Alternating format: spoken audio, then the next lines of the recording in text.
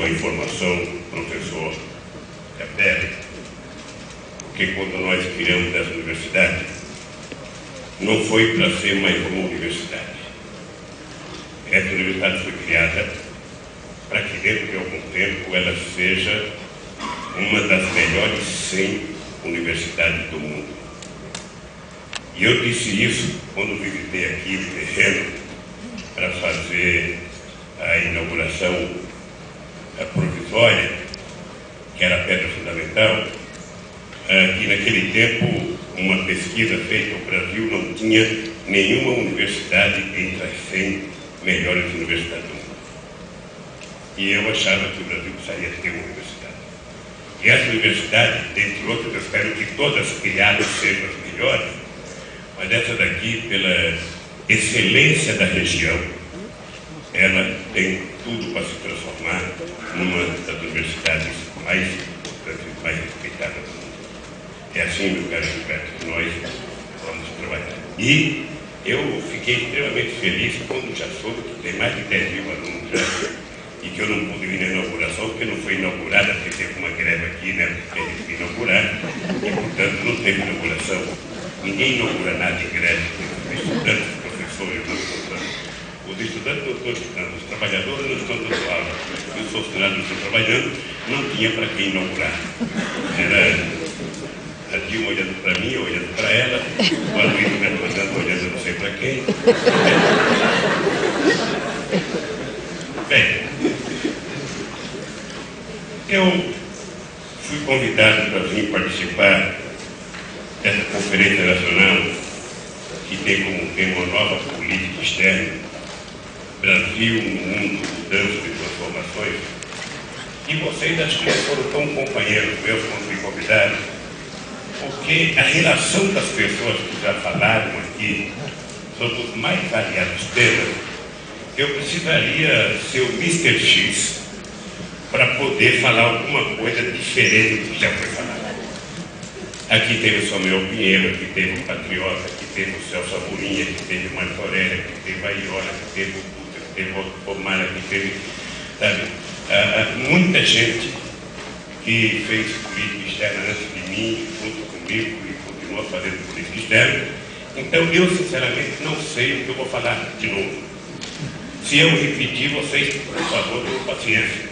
Não gritem, já falaram isso, já falaram isso. Porque eu não tenho nenhuma obrigação de saber o que já falaram, apesar de ter lido muita coisa que já falaram aqui. Bem, eu trouxe alguns papéis aqui, apenas por curiosidade. Um dos papéis que eu trouxe aqui é compromisso assumido por mim durante a campanha de 2002.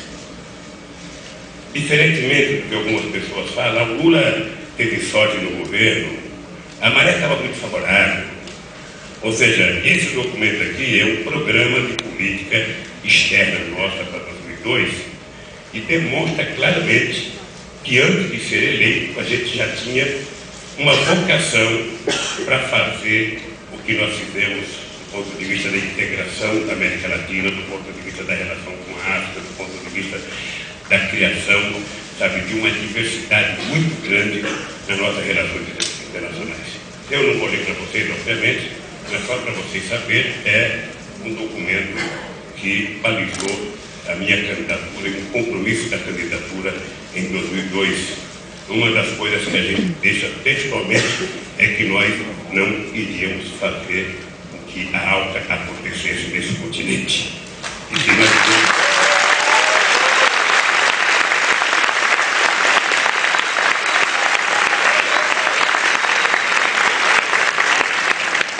Um outro documento que eu trouxe aqui foi uma coisa interessante.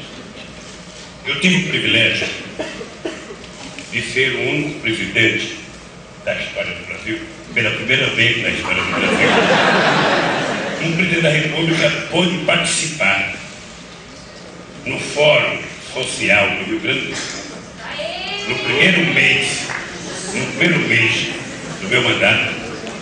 E ao sair do Fórum Social Mundial, eu fui para Davos, fazer o mesmo discurso que eu tinha feito no voto social. Eu fui falar exatamente de que era possível a gente conseguir acabar com a miséria no mundo, acabar com a miséria no Brasil e, sobretudo, acabar com a fome. Então, apenas para mostrar, sabe, o compromisso que está por escrito, tanto em Davos quanto no Fórum Social Mundial. Eu trouxe um outro documento, que é um documento muito interessante, que eu vou contar para vocês. Eu sei que o Celso Amorim já contou alguns casos. Ele não era de contar casos. O Celso Amorim, como diplomata, não era um contador de casos. Mas ele viu contar tantos casos, que ele veio aqui e contou alguns casos que nós já tínhamos contado juntos. Eu já li os casos que ele contou também. Então, mas algumas coisas interessantes para poder, estou com um discurso escrito aqui, bem feito, bem, vocês vão gostar. A primeira coisa importante que vocês precisam ter consciência é que não seria possível fazer a política externa que nós fizemos se a gente não tivesse uma definição do que a gente queria fazer, se a gente não tivesse uma definição, embora quiséssemos manter relações com todos, não tivéssemos uma prioridade com quem a gente iria fortalecer as nossas relações, e eu não tivesse a sorte de encontrar o Celso Amorim para ser o meu ministro das Relações Exteriores. E é importante dizer, já que ele não está aqui, e a gente pode falar bem das pessoas se ele está presente, ou vai, porque se a pessoa está presente, o ego infla, e isso pode criar problemas para o futuro. Então, eu conversei com 3 ou 4 pessoas para escolher para ministro, e quando eu terminei a minha audiência com o Celso, esse cara, ele tem um pouco a minha cara. Ele é mais simples, ele é mais humilde. Eu não tinha grandes informações do Celso, mas o dado concreto é que nós começamos a trocar ideia, sem nunca ter conversado com ele. Grande parte das coisas que nós conversamos tinha afinidade. E eu fiquei pensando, bem, na dúvida vai quem pensa igual a mim. Ou seja, e escolhi o companheiro Celso Amorim para ser meu ministro. Ainda acho que foi o primeiro acerto do cumprimento do nosso programa de política externa. A segunda coisa foi que quando eu fui a Davos, na volta, no avião, eu vinha conversando com o companheiro Celso. Eu falei, Celso, eu acho que nós temos que fazer um esforço importante para que a gente mude a geografia política e a geografia comercial do mundo. Não é possível a gente dar de barato que tudo já está feito, que tudo já está determinado e que tem que ser assim mesmo. Nós temos os Estados Unidos que se comporta como o xerife do mundo, nós temos a União Europeia que se comporta como o delegado do mundo, e nós já temos dono de tudo, ou seja, aí nós entramos como coadjuvante de forma muito secundária, terciária, sem muita importância. A verdade é essa, é que nós não éramos levados a sério.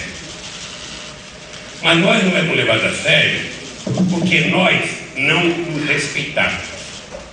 Vamos ser francos aqui.